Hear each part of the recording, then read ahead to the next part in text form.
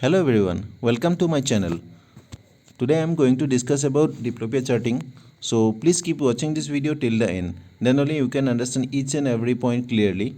And at the last I am going to discuss some questions which will going to help you at the time of doing diplopia charting and at the time of interview also. So let's start. Day-to-day basis in our clinic or in our hospital, we are getting so many patients who all are complaining they can see double vision. But each and every patient we cannot send for diplopia charting. Suppose someone is having monocular diplopia, so their treatment will be different. Someone is having binocular diplopia, we'll send for who all are having binocular diplopia. Only for that only we will do diplopia charting. Monocular diplopia, it can be due to the cornea problem, due to the retina problem, or maybe some other problem might be. But today I'm going to discuss only about the binocular diplopia and whom should we send for diplopia charting. Before start diplopia charting, you should know few things which are very important, like extraocular muscles. How many extraocular muscle we have? What are the actions of extraocular muscle? Where it is allocated? So in upper side you can see one table. There extraocular muscles are written, and what are the primary action, secondary action, tertiary actions are there. It's written over here. So 6 extraocular muscles are medial rectus, lateral rectus, superior rectus, inferior rectus, superior oblique, and inferior oblique. So in downside you can see this figure, this two imaginary eye, and this muscles are written over here, where it's allocated actually. So from this figure you can understand it's actually where it's allocated, so you can able to do the diplopia charting test. What is the method to do diplopia charting? First of all, you need a dark room. Second thing, you need a goggle. In right eye it should be a red glass, and green left eye it should be a green glass. And you need a torch with vertical source light. Examiner hold the torch at around half and 1 meter distance, and the source of light, it could be horizontal. If the complaint is vertical separation, that it is differs that, but that light should be vertical or horizontal, it differs according to the complaint. So we'll discuss it later. Then first of all we should place the light in front of the patient first. Then we'll make him understand and how we are going to do this test. Then we'll go to the all other 8 positions. Then each and every position we must ask to patient that whether the images are parallel or not. The distance between two images are it is lesser or it is more, or tilt any present or not. So we must be asked these things clearly. The interpretation of diplopia charting I will tell you in shortly. If the red and green images are together, that means no diplopia. If the red and green images are separated, that means diplopia is present, definitely. In which position separation of two images is greatest, that means field of gaze of the paralytic muscle. That side it will be more paralysis. More separated image lines indicate the paralytic eye. Suppose the paralyzed, you can see the more difference in the right side, that might be possible the right eye is more affected. There are some principles of diplopia charting. So direction of the diplopic image is always opposite to the direction of the deviating eye. So there are like horizontal, vertical, and torsional. In horizontal, exotropia means crossed and esotropia means uncrossed. Vertically, hypertropia is down or lower. Hypotropia is up or higher. Torsionally, acyclotropia image is intorted and encyclotropia image is extorted. You can see it's fully opposite.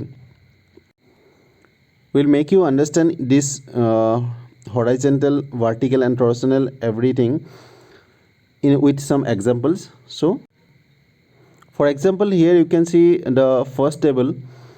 The first row you can see there are no any differences, but at the last row, at the inferior one, at inferior last corner, you can see the separation is more. That is the first thing we can see here. Second thing, see the right and left. It's written over here right and left, but we always know we are putting the red glass in front of the right eye and green glass in front of the left eye. So you can see here red image is on the left side, right image is on the right side, so it's fully crossed. So see here, maximum separation of crossed images seen on levo means left, depression means lower one, the levo depression, that means it might be a left inferior rectus palsy. For the second figure you can see same thing. In you can see at the last row and right side, the down corner, the last corner, you can see the image differences is more. So you get that is the first point. Second point, you can see it is no right side only red color is there and left side green color is there. That means maximum separation of uncrossed images on dextro, that means right, depression means lower, inferior. So it might be left superior oblique palsy. Again the same thing, you can see the third figure, it's first row, you can see first row upper right side corner is separation is more and it is not crossed, so it is uncrossed. So maximum separation of uncrossed images seen on dextro, that means right, elevations means upper, it might be a left inferior oblique palsy. So here you can see the other examples. The first one is left medial rectus undererection. The second one is left lateral rectus undererection.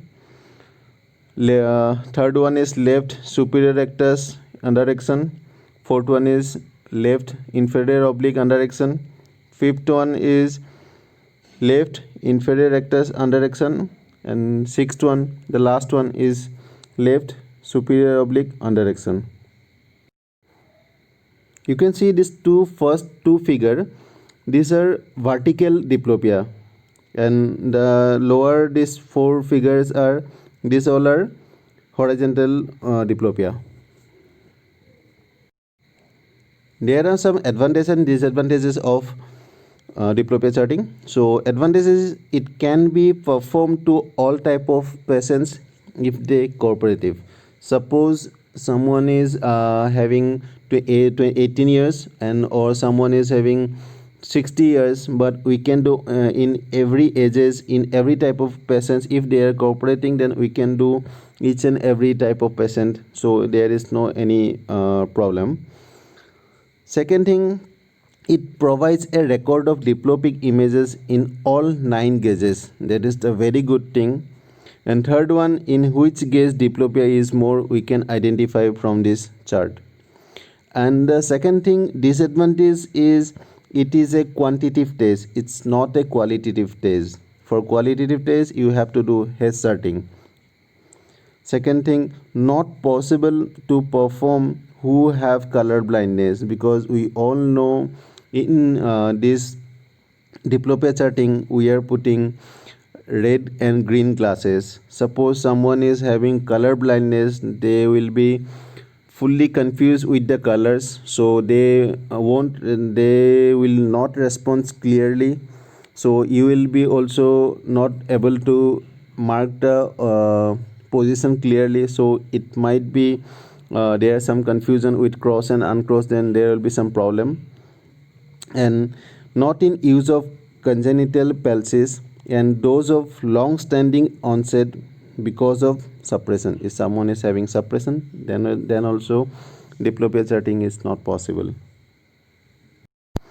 There are few things you have to keep in your mind at the time of doing diplopia charting. First of all, patient sitting position. They cannot move their head, only they can move their eyes. First thing. Second thing, the glasses, it must be well fitted, it shouldn't be tilted or something. Patient should have binocular vision. If I told you at the first starting only that if someone is having monocular vision, that is not possible. If someone is having binocular vision, then only you can do this diplopia charting. But as again same thing, the patient should have good visual acuity.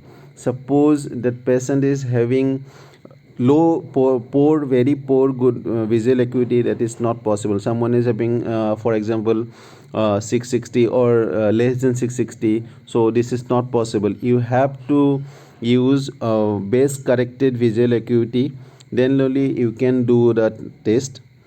And last one, while recording the diplopia on paper, the right side and the left side is the patient's right and left, not the examiner's. There are so many optoms they are doing this mistake. So please keep it in your mind that it's right and left is patient's right and left. It shouldn't be examiner's right and left. Now it's time for question round. So what is diplopia charting? I explained you everything at the first. What is the principle of diplopia charting? You can go through the full presentation. What are the indication of diplopia charting? Explained already. What are the prerequisites for doing diplopia charting? That good visual acuity, binocular vision should be there, color vision shouldn't be there, that all those things. What are the equipments required? Equipments only we need one torch, liner torch, then one red green goggle, one dark room, that's it. Explain the procedure. You can go through the full presentation, so you'll be understand very clearly everything. How do we interpret with diplopia charting? So interpretation I have already given. What are the advantages and disadvantages? Already done. What are the precautions to be followed during this procedure of diplopia charting? Patient must not be allowed to turn his head to look in any position of gaze. He can move only eyes. The light source must be moved as far as in each direction of gaze, checking that it is visible to the both the eyes. And the last thing, the patient is saying that he can see only one light, that is it's indicating possible binocular single vision. The examiner must make sure that the line image has not moved out through of the visual field. Thank you so much for watching this video. Suppose if you like this video, you can do like and subscribe. Suppose if you do not like this video, you can do dislike also. And please keep watching. Suppose if you want to know any other queries and anything, you can write in our comment section. Thank you so much.